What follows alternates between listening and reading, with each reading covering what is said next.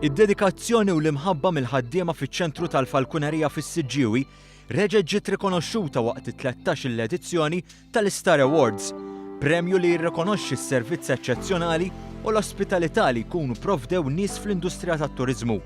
Therese Mikallef, ir-rebbieħa ta' dan il-premju, qalet li t-turisti iħossuhom milquwa meta jżuru l-Falkunerija, tant li minn sena l sena jieqgħu jisimgħu minn għandhom u bosta jfittxu li jerġgħu jżuru l-post filwaqt li jirrakkomandawh lil ħbieb u l-qraba li jżuru pajjiżna. Iħossuhom welcoming fil-post, ma nħallhomx weħidhom in-nies, nduru magħhom, nispjegawlhom. Kuntenta ħafna, aħna proud biha u nkomplu nagħtu s-servizz l-aħjar li nistgħu għall-viżitaturi li jiġu hawnhekk.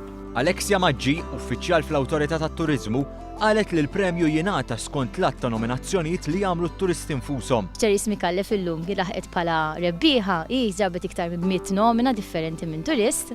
Dawn huma kollha turisti li esprimu l-esperjenza sabiħa f'ospitalità u servizz li rċevew minn Therese. Bħal Therese ukoll kellna disa rebbieħa oħrajn minn kategoriji varji, minnhom ivarjaw minn pereżempju bħal diving instructor, gwida turistika, kellna ħafna varjetà fil-industrija u kollha jesprimu servizz tajjeb li t-turisti li rċevew minn dawn ir-rebbieħa. Fiċ-ċentru hemm bosta għexieren ta' tip ta' tajr fosthom il-falkun Malti, isqra, kokki u avultuni.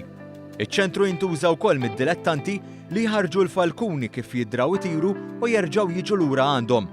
Dorin Xikluna, ħaddiem oħra f'dan iċ-ċentru, qalet li t-tajr kollu fih ħafna xogħol biex ikun jista' jinżamm f'kundizzjonijiet tajbin. Qalet li ħafna mit-tajr inxtara minn sidien li ma kinux jafu jieħdu ħsibu sew.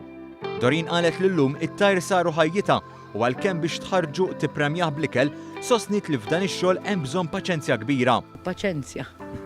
Paċenzja u mħabba x'inti fl-aħħar mill-aħħar titqatta ħafna ħin miegħu.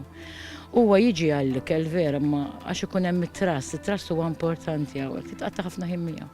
Iċ-ċentru ilu miftuħ mill-2007 u s-sena l-oħra żaruh eluf ta' Maltin u turisti.